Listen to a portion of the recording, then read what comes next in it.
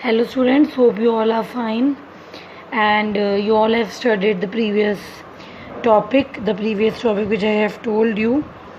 So in this topic, in this video, we are going to start with the types of kinetic friction. There are two types of kinetic friction, sliding friction and the rolling friction. जो kinetic friction है वो दो type का रहता है, एक sliding है और एक रोलिंग है. तो स्लाइडिंग फ्रिक्शन क्या है और रोलिंग फ्रिक्शन क्या है, इसके बारे में थोड़ा देख लेते हैं.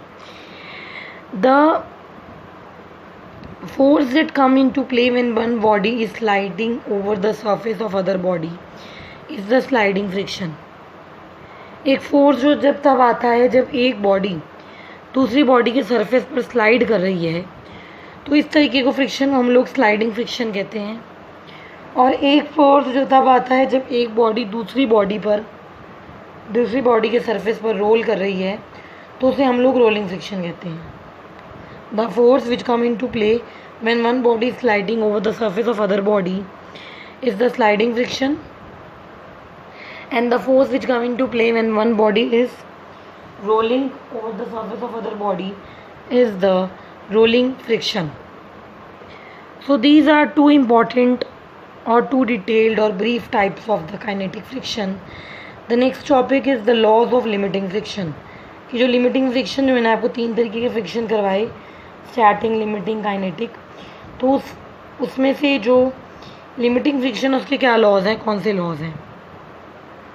लिमिटिंग फोर्स जो है वो नॉर्मल रिएक्शन के डायरेक्टली प्रोपोर्शनल होता है, या एफ जो है डायरेक्टली प्रोपोर्शनल होता है आर की. पहला पॉइंट. दूसरा पॉइंट है the direction of limiting frictional force is opposite to the direction of motion of object. कि फोर्स ऑफ लिमिटिंग फ्रिक्शन जो है इसकी जो डायरेक्शन है वो अपोजिट होती है to the direction of motion of object. The force of direction of limiting friction is opposite to the direction of motion of object, जो बहुत ही जनरल चीज़ है कि अगर इधर हमारा फोर्स लग रहा है तो ऑब्जेक्ट पक्का है कि इधर मूव कर रहा होगा. फ्रिक्शनल फोर्स की जो डायरेक्शन है और जो हमारी डायरेक्शन है लिमिटेड फ्रिक्शनल फोर्स की और मोशन ऑफ ऑब्जेक्ट की, दैट इज़ अपोजिट. अगर एक राइट में है तो दूसरी लेफ्ट में होगी. Third is the limited frictional force depend on the nature of material. कि जो लिमिटेड फ्रिक्शनल फोर्स है वो मटेरियल के नेचर पर डिपेंड करता है कि मटेरियल किस तरीके का है, किस टाइप का है. तो ये तीन इंपॉर्टेंट लॉज है लिमिटिंग फ्रिक्शन के. पहला है एफ आर के डायरेक्टली प्रोपोर्शनल है. दूसरा है कि जो लिमिटिंग फ्रिक्शनल जो फोर्स है उसकी डायरेक्शन और मोशन की डायरेक्शन अपोजिट रहती है. और तीसरा है कि जो लिमिटिंग फ्रिक्शनल फोर्स है वो नेचर ऑफ मटेरियल पर डिपेंड करता है. तो ये तीन पॉइंट्स हैं, आगे देख लेते हैं इसके बारे में. नेक्स्ट है बच्चों की कोफिशिएंट ऑफ फ्रिक्शन क्या होता है. It is according to the first law of friction, first law of limiting friction, जो फोर्स ऑफ फ्रिक्शन है और जो नॉर्मल रिएक्शन है वो डायरेक्टली प्रोपोर्शनल है. Force of friction is directly proportional to the normal reaction R. तो इससे पता चलता है कि जैसे कि हम लोग जानते हैं कि जब नॉर्मल जो हमारा फोर्स ऑफ फ्रिक्शन जो हमारा कांस्टेंट प्रोपोर्शनैलिटी का साइन है, जब वो हटता है और इक्वल का साइन लगता है तो एक कांस्टेंट जरूर वहाँ रहता है. तो वो कांस्टेंट कौन सा है, म्यू है, जिसे हम कोफिशिएंट ऑफ लिमिटिंग फ्रिक्शन के नाम से भी जानते हैं. तो एफ हमारा है डायरेक्टली प्रोपोर्शनल टू आर. तो जो प्रोपोर्शनैलिटी कांस्टेंट हटा और इक्वल का आया तो वहाँ पर जो म्यू जो कांस्टेंट यहाँ से आया है उसे हम बोलते हैं कोफिशिएंट ऑफ लिमिटिंग फ्रिक्शन. और जो हमारा म्यू है उसकी वैल्यू सरफेस जो है उसके नेचर पर, जो मटेरियल है उसके नेचर पर, इन दो चीज़ों पर डिपेंड करती है. तो ये तो रहा एक general case. This is all about the general case that F is directly proportional to R, and on replacing this proportionality sign and including the equal sign over here, we will got a proportionality constant which is the coefficient of limiting friction. तो अगर हम आगे देखें तो जो mu है वो nature of surface और नेचर ऑफ मटेरियल पर डिपेंड करता है. अब यही जो फॉर्मूला है F is equal to mu R, अगर मुझे यहाँ से म्यू का निकालना है तो वो एफ बाई आर हो जाएगा, जो बहुत ही एक सिंपल सी बेसिक सा कॉन्सेप्ट है। अब अगर मैं काइनेटिक फ्रिक्शन के लिए देखूं तो मैं यहाँ पर इनके सफिक्स में के ले लूँगी, तो बन जाएगा म्यू के इज इक्वल टू एफ के बाय आर। तो यहाँ पर म्यू के क्या है, कोफिशिएंट ऑफ काइनेटिक फ्रिक्शन है। म्यू के क्या है हमारा, कोफिशिएंट ऑफ काइनेटिक फ्रिक्शन है। नेक्स्ट टॉपिक की तरफ बढ़ते हैं। नेक्स्ट है angle of friction. Angle of friction क्या होता है, डायग्राम में क्या है, अगेन ये मेरी बॉडी है, इसका वेट है, as we all know it is directly downward, नीचे की तरफ है mg वेट है इस हमारी बॉडी का।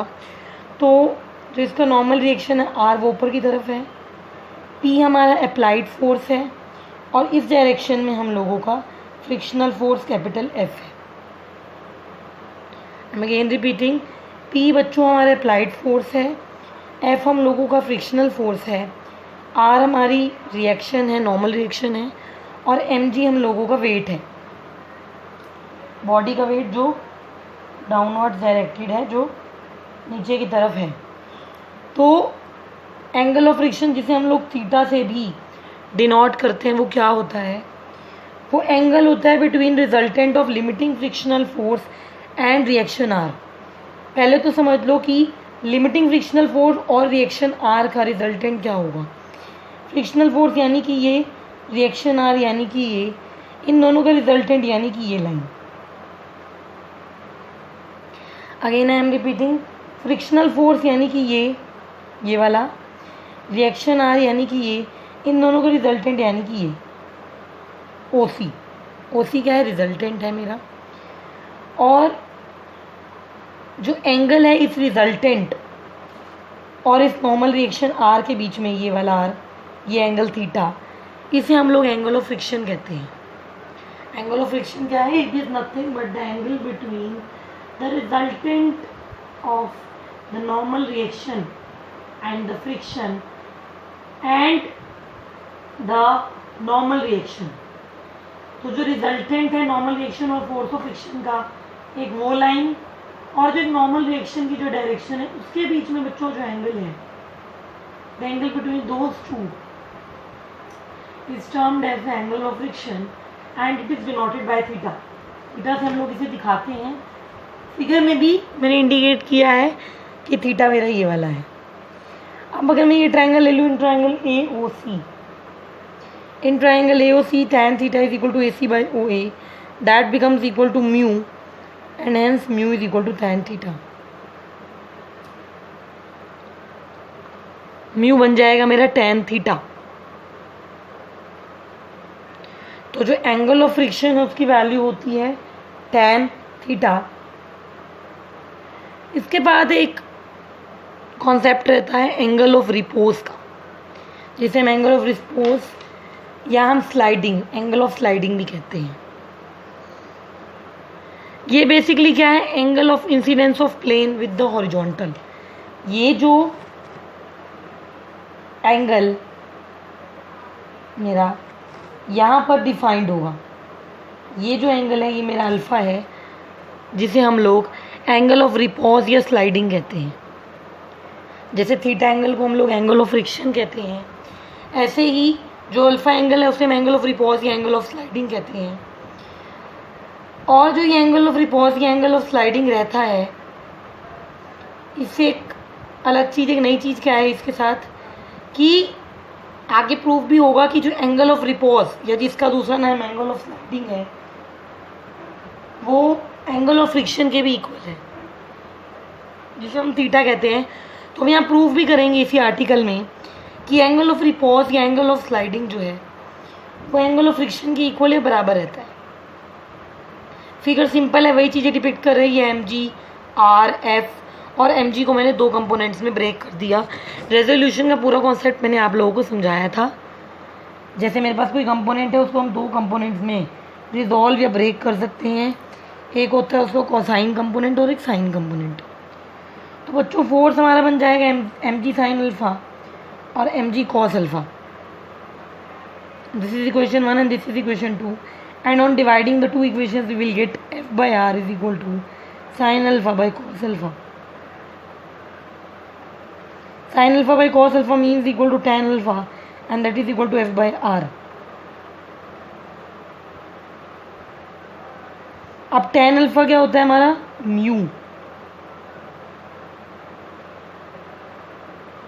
या फिर अगर इस चीज़ को मैं और तमीज़ से बताऊं तो कैसे हम लोग बोल सकते हैं कि मैंने बोला कि f is equal to mu R होता है, भी बताया था, तो म्यू f बाई आर हो जाएगा.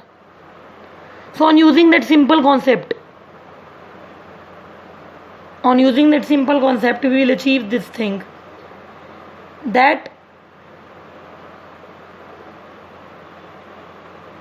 f by R can be replace by mu, कि f बाई आर की जगह हम लोग म्यू ले सकते हैं. तो म्यू की वैल्यू कितनी बन जाएगी? tan alpha. Mu is equal to tan alpha. और अभी हम लोगों ने प्रूव की थी कि म्यू की वैल्यू tan थीटा भी है. Again I am repeating, theta हमारा एंगल ऑफ फ्रिक्शन है